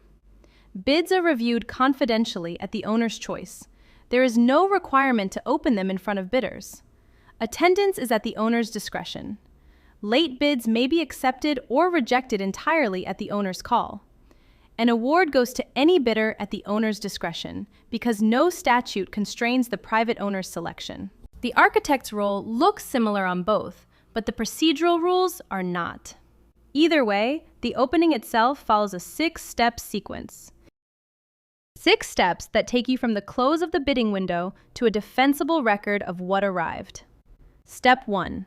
Verify that every sealed bid was received before the deadline and reject any late submissions, especially on public work where the rule is absolute. Step 2. Open bids in the presence of witnesses, which on public projects means a public opening, and on private projects means whoever the owner requires. Step 3. On public projects, read aloud the bidder name, the base bid, and the alternate prices so everyone in the room hears the same numbers. Step 4. Record every bid on the bid tabulation sheet, including the base bid, alternates, and any noted irregularities. Step 5. Verify that each bid included its bid bond and acknowledged every addendum issued during bidding, because a missing acknowledgement is the most common cause of non-responsiveness. And step 6. Identify the apparent low bidder, but never announce the award, because award authority belongs to the owner after the architect's evaluation is complete. 5 takeaways close out bid opening procedures. 5 takeaways. Late bids on public work are rejected with no discretion. The deadline is absolute, and the architect has no authority to make an exception. Public openings are read aloud with bidders and the public present, while private openings can be confidential at the owner's choice. Opening is one step, award is another, and the architect never announces award at the opening because that authority belongs to the owner alone after the evaluation is complete. Verify bond enclosure and addendum acknowledgement on every bid form, because a missing acknowledgement is the most common cause of non-responsiveness. And the 4-step sequence is open, review, recommend, award. The architect handles the first 3 steps, and only the owner can perform the 4th, which is the single most common exam trap on this topic. Most architects evaluate bids the same way. Scan for the lowest number, recommend that bidder, move on. That habit is also how you produce the most common procurement lawsuit in CE. A bid that fails responsiveness is rejected regardless of price, and the architect who recommended a non-responsive low bid because they did not check the form carefully is the architect personally liable for the protest that follows from the next bidder up. Responsiveness is binary. Either the bid form is complete, signed, bonded, and acknowledges every addendum, or it is not. The exam tests this because procurement law makes responsiveness the gate that price has to pass through. You can never award a non-responsive bid, no matter how attractive the number is, and the architect's evaluation checklist is the defensible record that protects everyone when a losing bidder sues the owner over the choice. Here are the 6 items every responsiveness review has to verify. 6 checks, each one a place where a bid can fail responsiveness. The bid form must be properly completed and signed. An unsigned bid is not a legal commitment, and the bidder can walk away if the price moves. The bid bond must be in the correct amount from a valid surety. The wrong amount or an invalid surety means the owner has no recovery if the bidder refuses to sign. Addenda acknowledgement requires every addendum issued during bidding to be acknowledged on the bid form, because a bidder who silently ignored an addendum priced a different scope. Alternates require every requested alternate to be priced. Missing alternate prices may be non-responsive depending on the instructions to bidders. Signatures must come from an authorized signatory. A junior employee's signature on a multi-million-dollar bid is not binding without authorization. And math errors get verified against AIAA 701 tiebreakers, rather than rejected outright, because the tiebreaker rules tell you which version of the number governs. 3 math error tiebreakers cover most arithmetic discrepancies the exam tests. 3 math error tiebreakers, with 2 settled by AIA and 1 settled by jurisdiction. When a bidder's unit price multiplied by quantity does not match the extension on the form, the unit price governs and the extension gets corrected. AIAA 701, Section 4.2.1 settles this because the unit price is the deliberate per unit quote, while the extension is the math the bidder may have rushed. When the written words disagree with the numerical figures, 5,000 spelled out versus 6,000 in digits, the words govern, same section, because written words are considered harder to alter or transpose than digits in a hurry. And when itemized prices do not sum to the stated total, there is no single AIA rule. The resolution varies by jurisdiction and by what the instructions to bidders specifies. Many public bid statutes hold the bidder to the read-aloud total, but you read the document instead of assuming. 4 takeaways close out responsiveness evaluation. 4 takeaways. A non-responsive bid is rejected, regardless of price, because responsiveness is binary. Either the form, bond, signatures, and addenda acknowledgments are all in place, or the bid is not eligible for award. The architect evaluates and recommends, but never awards. Only the owner can award, which is the single most common authority line trap on the exam.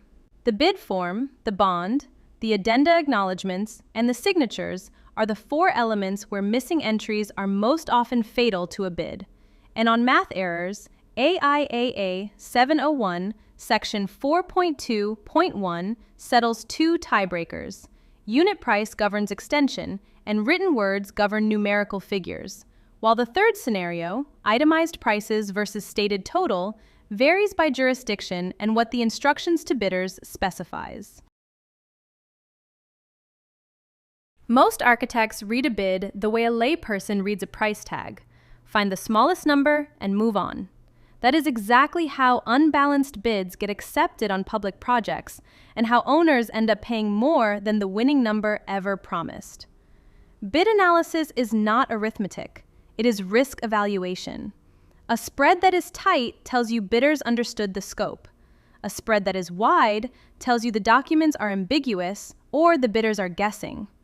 A bid that is front-loaded gets the contractor overpaid in the first months and then leaves them with little incentive to finish. The exam tests this because the architect who recommended an unbalanced bid is the architect personally liable when the overrun lawsuit lands. And the line between a mathematically unbalanced bid you can live with and a materially unbalanced bid you must reject is one of the cleanest tests in CE. Here are the 5 analyses every responsible bid review actually runs. 5 analyses, each one revealing something the headline price hides. Bid spread is the first lens. A tight spread across all bidders tells you the scope is clear and the bidders price the same understanding, while a wide spread tells you the documents may be ambiguous or that one or more bidders misread the project. Comparison to the architect's construction estimate reveals whether all bids came in over budget, which usually signals scope or market issues rather than bidder mistakes. Base bid ranking identifies the apparent low bidder before alternates are added in.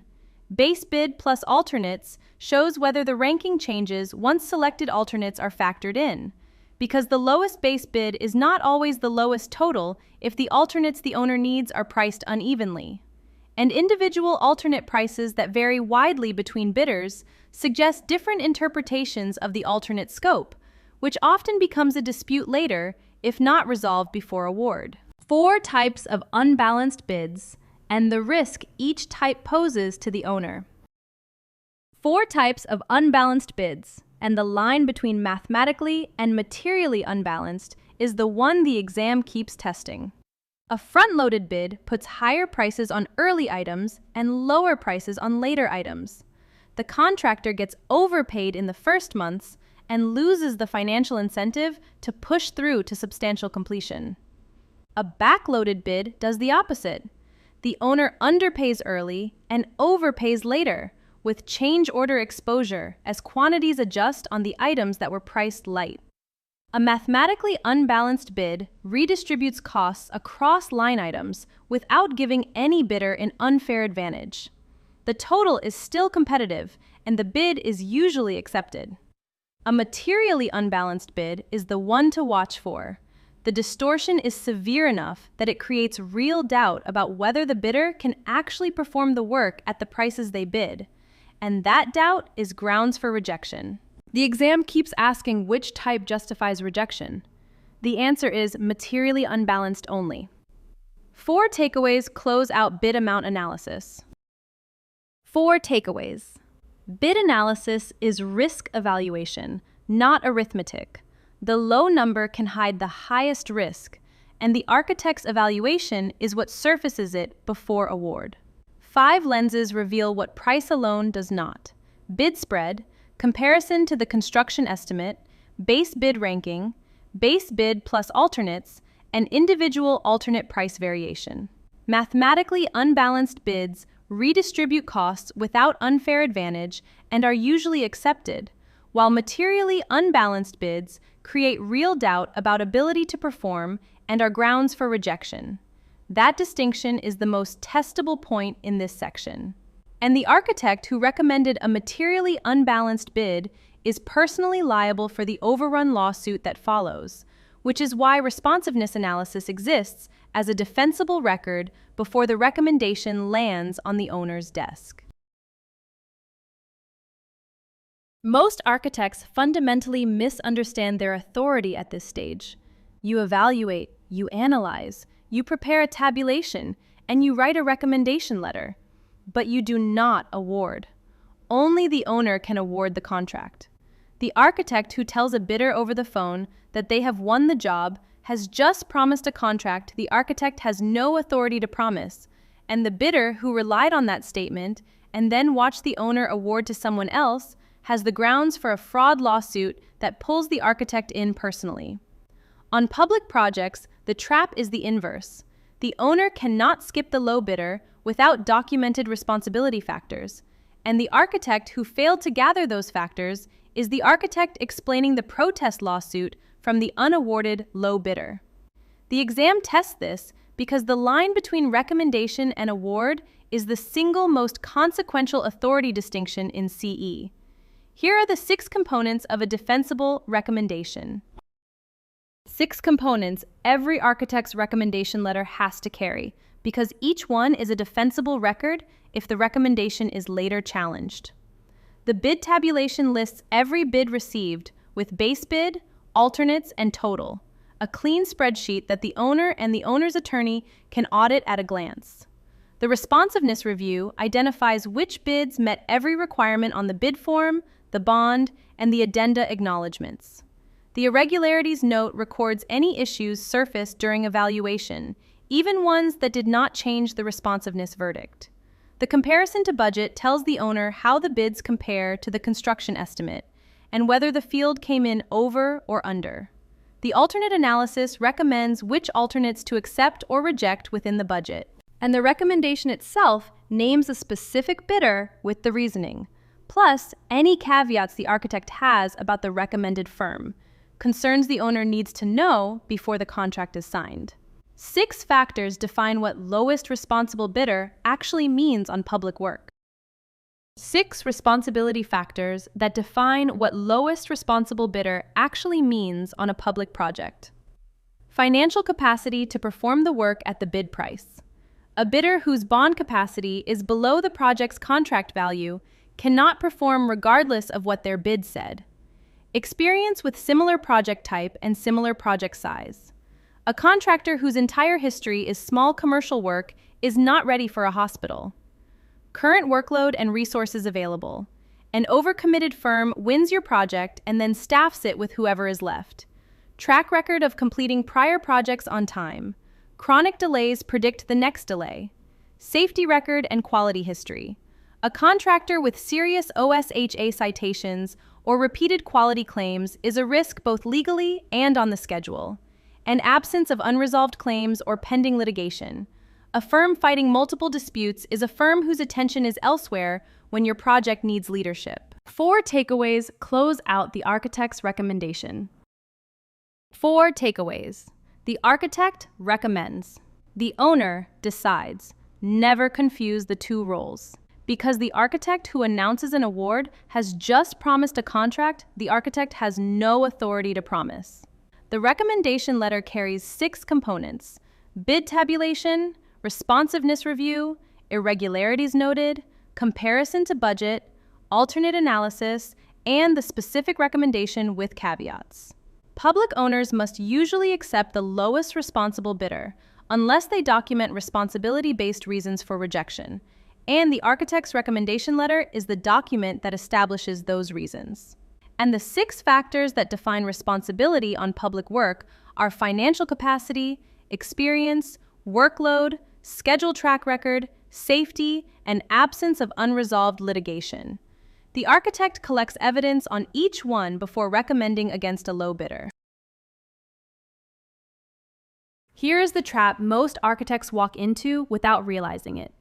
Notice of award and notice to proceed look like synonyms, and they are not. The notice of award tells the contractor they won. It is the owner's formal selection notification. The notice to proceed tells the contractor to actually start work. It is the owner's authorization. Between those two documents, the contract gets executed, bonds get delivered, and insurance certificates get verified. The contractor who started work after the notice of award, but before all of that paperwork closed, is the contractor working with no contract, no bonds, and possibly no insurance. And the architect who recommended issuing the notice to proceed before everything closed is personally liable for the lawsuit if a worker is injured in that gap. The exam tests this because confusing the two documents or compressing them collapses every protection the bid process built into the project. Here are the 6 steps from selection to construction start. 6 steps that take the project from selection to construction start. And the order matters because each step depends on the one before it. Step 1. An optional letter of intent indicates the owner's intent to award. It is not a contract, and the contractor cannot rely on it as authorization to start mobilizing. But it does signal to the bidder that the field is closing in their favor. Step 2. The notice of award is the owner's formal notification to the selected contractor that they have won. Step 3. The contract gets executed when the owner and contractor sign AIA A101, or whichever agreement form the project uses. Step 4. The contractor delivers the performance and payment bonds, which the owner and surety review before acceptance. Step 5. Insurance certificates get submitted by the contractor and verified by the owner, including the requirement that the owner be named as additional insured on the contractor's CGL policy. And step 6, only after all 5 prior steps are complete does the owner issue the notice to proceed, authorizing the contractor to actually begin work. 3 hard rules separate a clean transition from an uninsured liability gap. 3 hard rules. First, notice of award is not authorization to start work. The contractor who mobilizes on the notice of award alone is working without bonds and possibly without insurance, and the architect who told them to start is personally liable for any injury that happens in that window.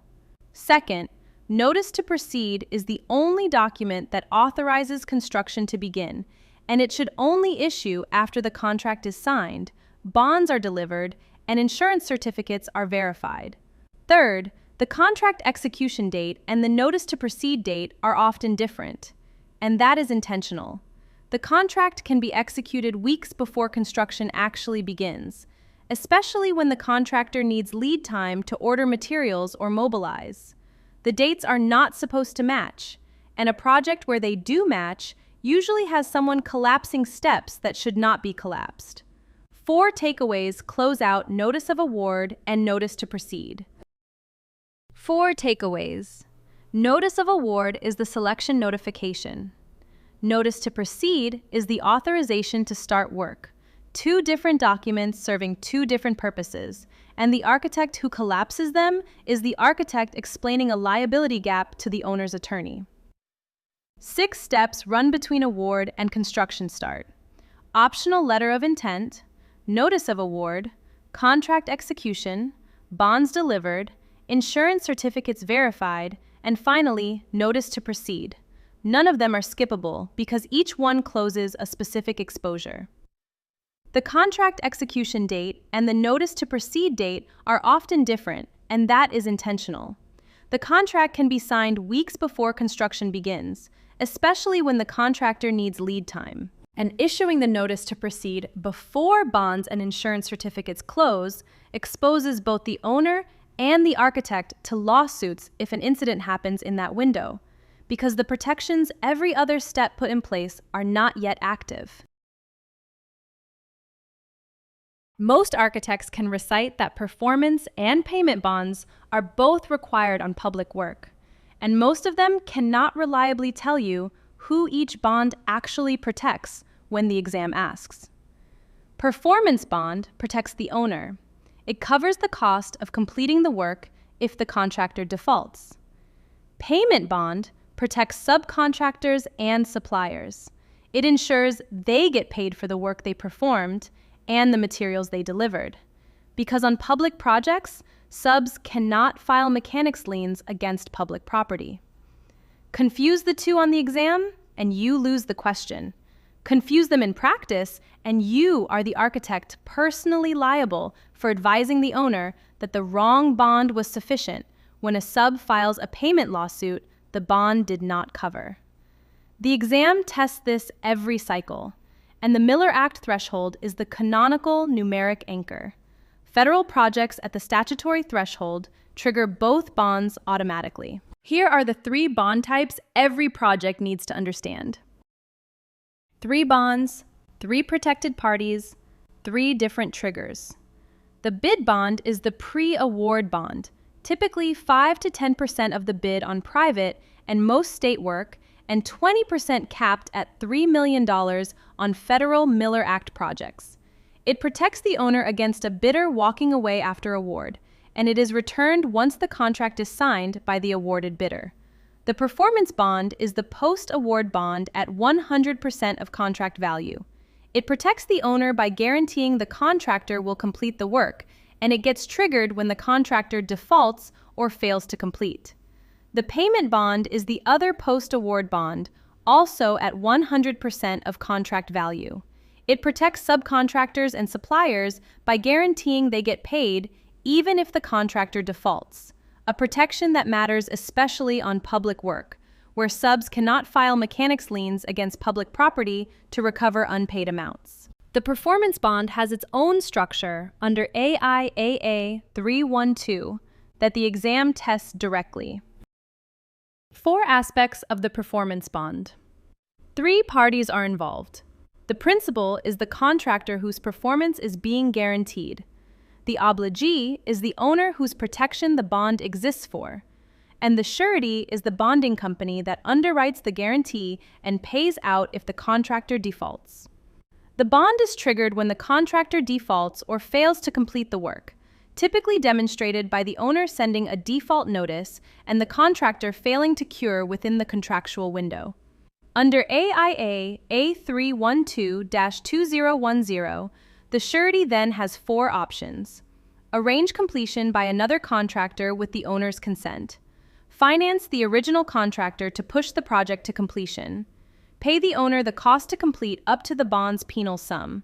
Or deny liability in whole or in part if the surety believes the owner did not meet contractual obligations. And critically, the performance bond does not cover design errors, owner-directed changes, or force majeure events.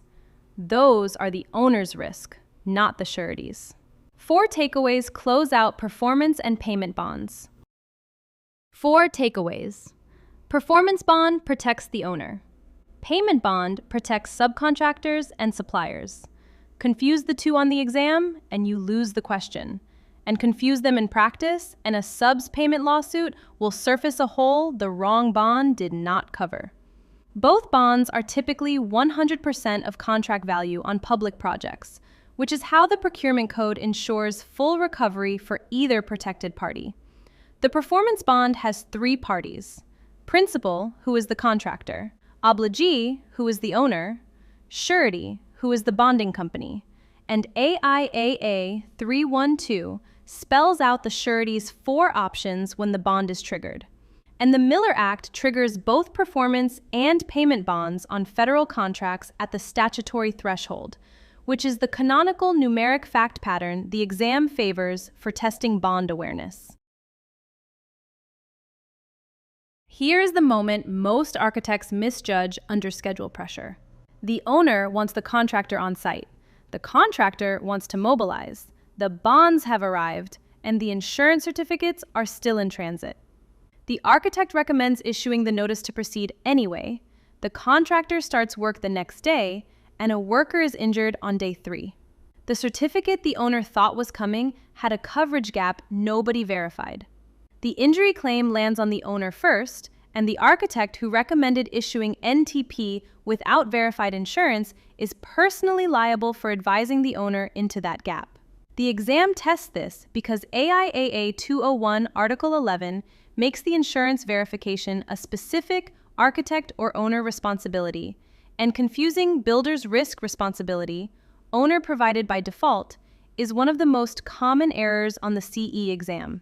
Here are the 6 insurance certificates the contractor must deliver before work begins. 6 certificates the contractor must deliver before the notice to proceed issues. Commercial General Liability, the CGL policy, covers bodily injury and property damage at the site. This is the primary policy that catches third-party claims, and the owner is named as additional insured on it. Workers' compensation covers contractor-employee injuries and is required by every state's workers' comp statute.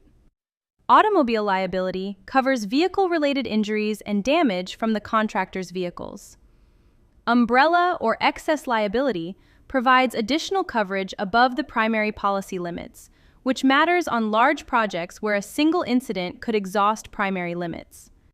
Builder's risk covers physical damage to the work in progress, fire, theft, vandalism, weather, and under AIAA 201 Article 11, the owner is the default provider of this coverage, with both parties waiving subrogation against each other. And professional liability is required when the contractor carries design responsibility, as in design build delivery, where the contractor's professional errors need their own coverage layer. 6 checklist items have to close before the notice to proceed can responsibly issue. 6 checklist items that have to close before the notice to proceed can responsibly issue. The owner-contractor agreement AIAA 101 has to be fully executed with both parties' signatures. Without that, no enforceable contract exists. The performance and payment bonds have to be delivered and verified, which means the owner has confirmed the surety is rated and the bond amounts are correct. Insurance certificates have to be reviewed against contract requirements, not just received. Coverage limits, additional insured language, and policy effective dates all have to match what the contract demands. The owner has to be named as additional insured on the contractor's CGL policy, because without that endorsement, the owner cannot directly claim against the contractor's policy for incidents at the site. Certificates have to be on file before the notice to proceed issues, not after. Issuing NTP first is the personal liability moment, and a pre-construction conference should be scheduled to align owner, architect, contractor, and the major subs on procedures before mobilization begins.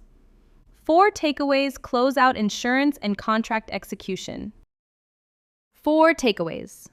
6 insurance certificates are required before the notice to proceed: CGL, workers' compensation, automobile liability, umbrella, builder's risk, and on design-build projects, professional liability for the contractor's design errors. The owner provides builder's risk by default under AIAA 201 Article 11, with both parties waiving subrogation against each other. Confusing this is one of the most common errors on the CE exam, where the wrong answer assumes the contractor provides builder's risk. The owner has to be named as additional insured on the contractor's CGL policy, because the endorsement is what lets the owner claim directly against that policy for incidents at the site. And the notice to proceed never issues before bonds and verified insurance certificates are on file. Issuing NTP first is the architect's personal liability moment, because the protections every other step put in place are not yet active. Most architects assume competitive bidding is the default, and negotiation is the exception. That framing is wrong for private work and dangerous for public work. On private projects, negotiated selection is often the better choice. It brings the contractor to the design table, surfaces constructability issues early, and locks in a guaranteed maximum price before the construction documents are finalized. On public projects, the framing matters in the opposite direction. Most public owners cannot legally negotiate unless a statute specifically authorizes it for that project type. And the architect who recommends negotiation to a public client without checking the procurement code is advising the client into a procurement violation that can void the contract and trigger a protest lawsuit. The exam tests this because the architect's authority on procurement advice is fundamentally constrained by the owner's legal status. And confusing private discretion with public statute is one of the most common CE traps. Here are the 6 situations that argue for negotiated selection over bidding. 6 situations, and each one points away from pure price competition. A complex project benefits from negotiated selection because contractor expertise is needed during design. The CM brings constructability input that catches issues before they become RFIs and change orders. A fast-track schedule cannot wait for complete construction documents before construction starts. Negotiation lets design and early construction overlap by months. A renovation or occupied building project values experience and approach over lowest price because navigating live operations is a skill set not every low bidder has. Specialized construction often has a limited pool of qualified contractors, which makes a price competition meaningless when only 2 or 3 firms can perform the work. A repeat client relationship leverages trust and track record that took years to build, and forcing those relationships through a bid every time wastes that value. And projects needing budget certainty early benefit from a GMP established during design development under AIAA 133. 4 common negotiated delivery methods cover most exam scenarios. 4 common negotiated delivery methods, each with its own AIA contract anchor. Construction Manager at Risk, CMAR, uses qualifications-based selection followed by negotiation of a guaranteed maximum price under AIAA 133. The CM serves first as an advisor during pre-construction and then transitions to risk bearer once the GMP is set. Design Build uses a request for proposals with both technical approach and price proposal, awarded under AIAA 141 as a single contract covering design and construction. Negotiated lump sum selects a contractor on qualifications and then negotiates a fixed price, typically using a modified AIAA 101 agreement. And Cost Plus without a GMP selects a contractor and negotiates a fee percentage under AIAA 103. This method is used when scope is genuinely unknowable at award time, and the owner accepts the cost overrun risk in exchange for the schedule speed of starting before scope is locked. 4 takeaways close out when negotiation is preferred over bidding.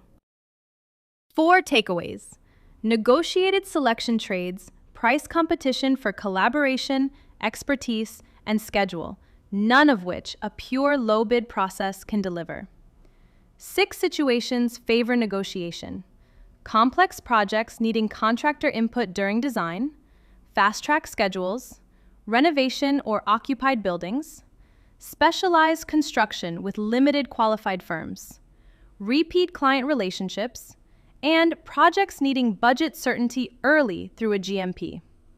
4 AIA contract anchors cover the negotiated methods: a 133 for CMAR with GMP, a 141 for design build, modified a 101 for negotiated lump sum, and a 103 for cost plus without a GMP.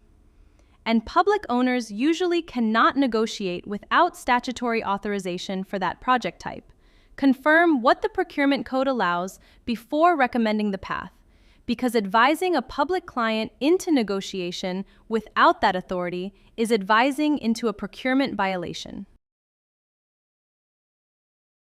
Most architects can describe CMAR and CM as advisor correctly when asked separately, and most of them get the contract numbers wrong when asked together on the exam. CMAR, Construction Manager at Risk, uses AIAA 133 for the owner CM agreement and B101 for the owner architect agreement. The CM at risk bears construction risk, holds the subcontracts, and provides the guaranteed maximum price.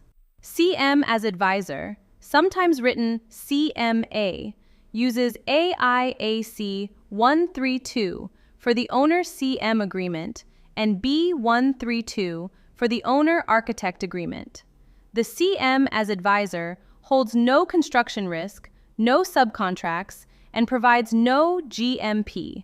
It is purely an advisory role. Confusing A133 with C132 is the single most common CE mistake on delivery methods, and the architect who got it wrong in practice is the architect personally liable for advising the owner into the wrong contract structure. The exam tests this every cycle. Here are the 6 aspects of CMAR that define how the role evolves. 6 aspects of the CMAR delivery method and the evolution of the CM's role over the project life is the part most architects underestimate.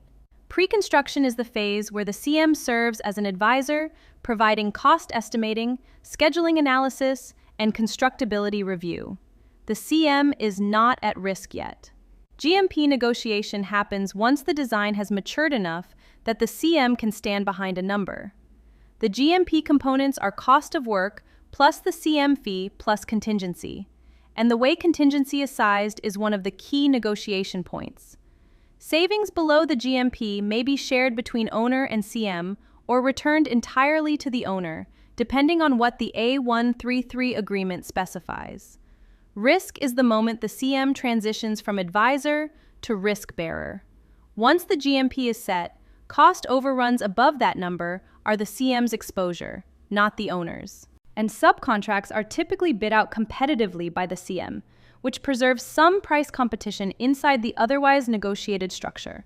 Design build follows its own 6-step procurement process. 6 steps in design build procurement. Step 1. The owner develops project criteria, either as bridging documents that include partial design or as performance specifications that describe outcomes without specifying methods.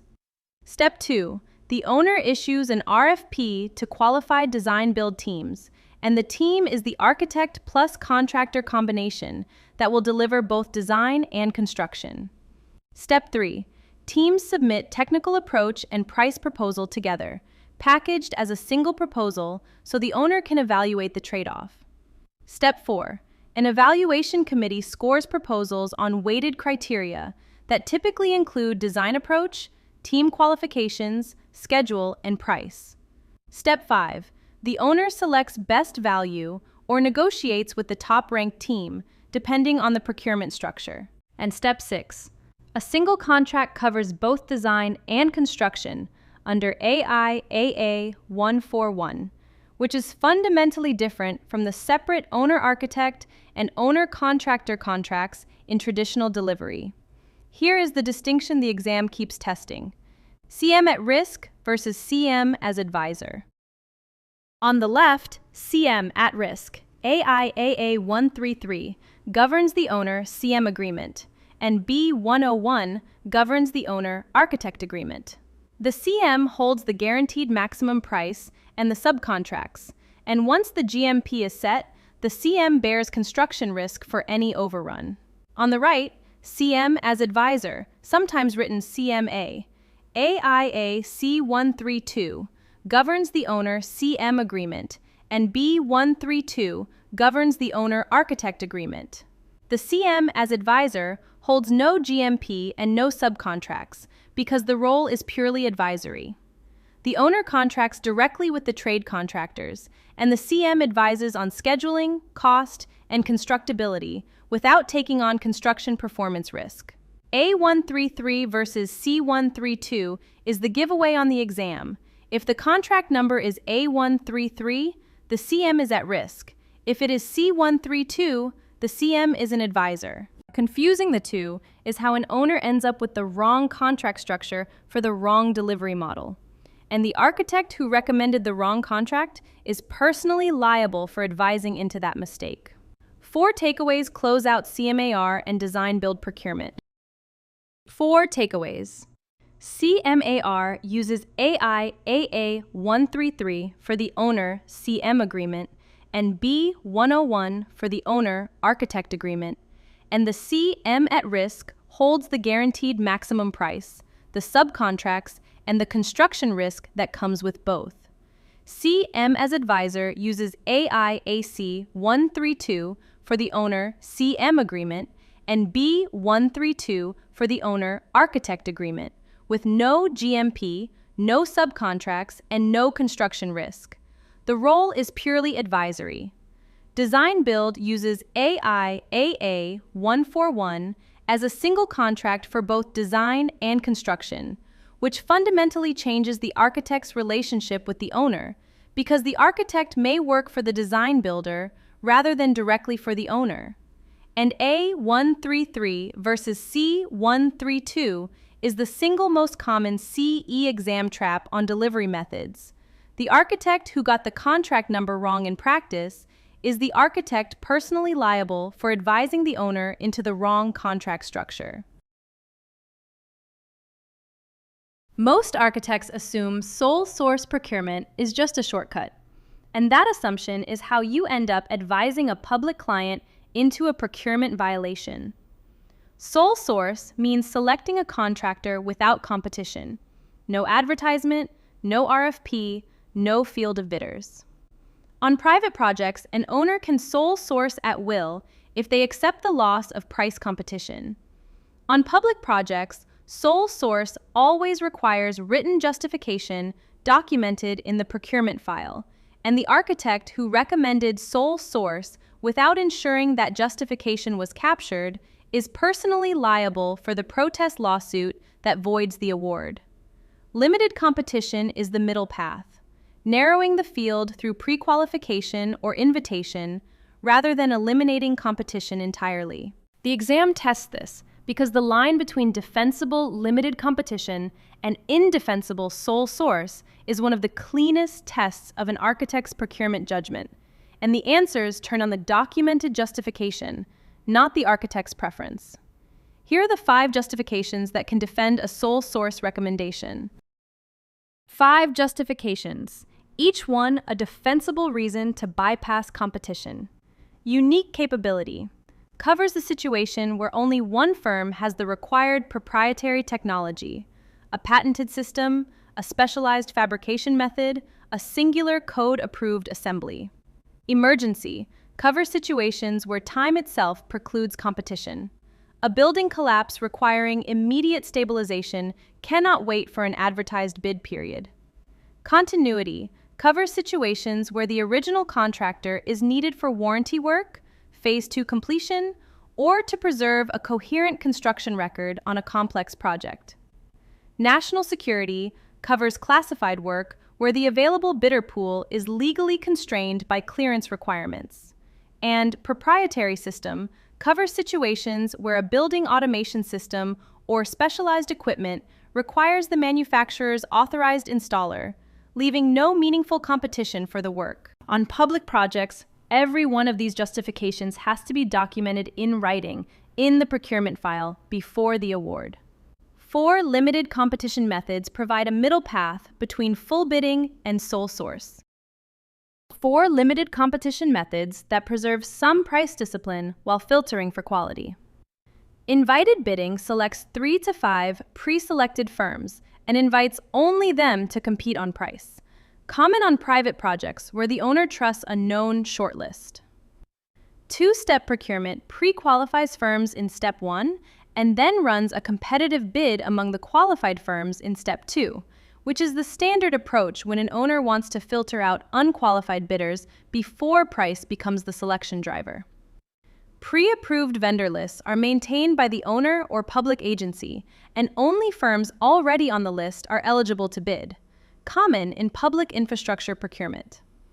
And shortlisting narrows a larger RFQ response pool down to a smaller RFP pool, which is the typical structure on design-build solicitations, where the owner cannot reasonably evaluate 12 full proposals, but can evaluate 3.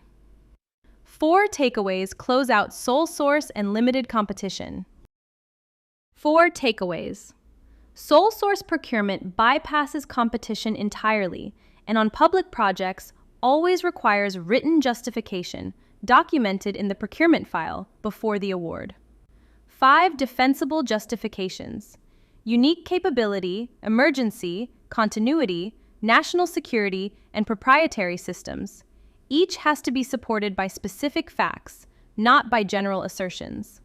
Limited competition is the middle path between full open competition and sole source, taking 4 forms: invited bidding among 3 to 5 firms, 2-step pre-qualify then bid procurement, pre-approved vendor lists, and shortlisting from RFQ to RFP. And private owners may sole source at will because no statute constrains private procurement, but the architect should still document the rationale because that documentation is the architect's defense if the choice is later questioned in litigation. Most architects walk into the CE exam unsure of which AIA document number applies where, and that single uncertainty is what costs the most questions. Bidding and negotiation as a topic boils down to 4 anchors that you have to know cold.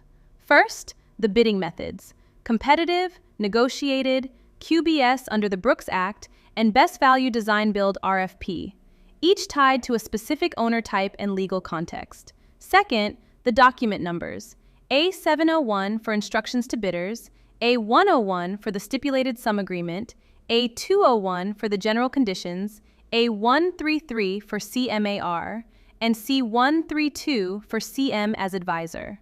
Third, the critical sequence from advertisement to notice to proceed, which has 8 steps, and the exam tests them in order.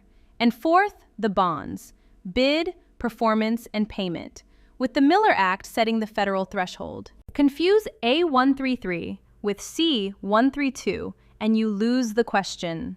The architect who got that contract number wrong in practice is the architect personally liable for the procurement lawsuit that followed. Here are the 4 bidding methods compared at a glance. 4 bidding methods at a glance. Competitive bidding selects the lowest responsible bidder, and it is best for public projects with clear, complete construction documents. The procurement code on public work usually requires this method. Negotiated selection picks the contractor on qualifications and then negotiates the price, and it suits complex or fast-track projects where contractor expertise is needed during design. QBS, under the Brooks Act, uses qualifications alone, with fee negotiated after selection, applied specifically to federal architect and engineer services and to the mini Brooks Acts that most states have adopted. And the Design Build RFP uses best value scoring that combines technical approach with price proposal in one evaluation, applied to single source delivery where one entity handles both design and construction. 5. AIA document numbers anchor most of the bidding questions on the exam.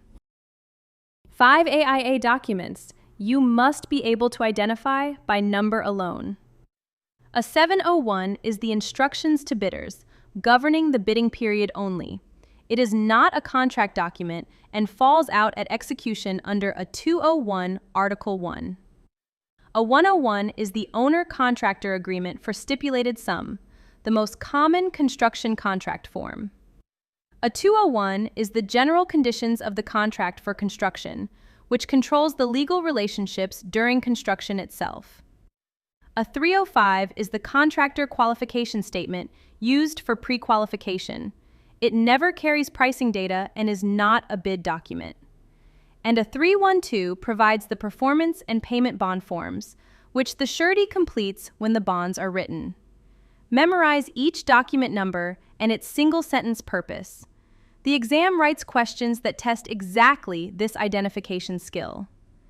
6 bond facts close out the most heavily tested bidding distinctions. 6 bond facts the exam tests consistently. Bid bonds on private and most state work are 5 to 10% of the bid and protect the owner pre-award. Bid bonds on federal Miller Act projects are 20% of the bid, capped at $3 million, also protecting the owner. Performance bonds are 100% of contract value and protect the owner post-award by guaranteeing completion of the work. Payment bonds are 100% of contract value and protect subcontractors and suppliers post-award by guaranteeing they get paid even if the contractor defaults. The Miller Act trigger is the statutory federal contract threshold at which both performance and payment bonds automatically attach to federal construction contracts.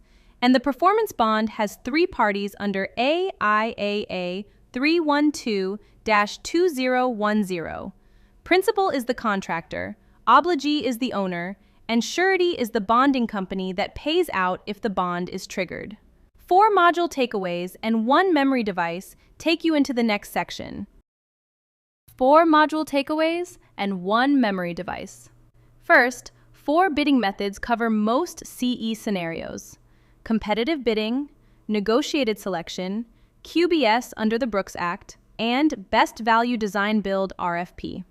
Second, 5 AIA document numbers are non-negotiable: a 701 for instructions to bidders, a 101 for the stipulated sum agreement, a 201 for general conditions, a 305 for the contractor qualification statement, and a 312 for the bond forms. Third, the critical sequence runs 8 steps in order: advertise, issue documents, pre-bid conference, open bids, architect recommendation, notice of award, contract execution with bonds and insurance, and finally, notice to proceed. And the memory device, Brooks for designers, bids for builders, captures the Brooks Act distinction. QBS applies to federal architect and engineer procurement, while competitive bidding still applies to contractor procurement on the same federal projects. This is the module's most testable distinction.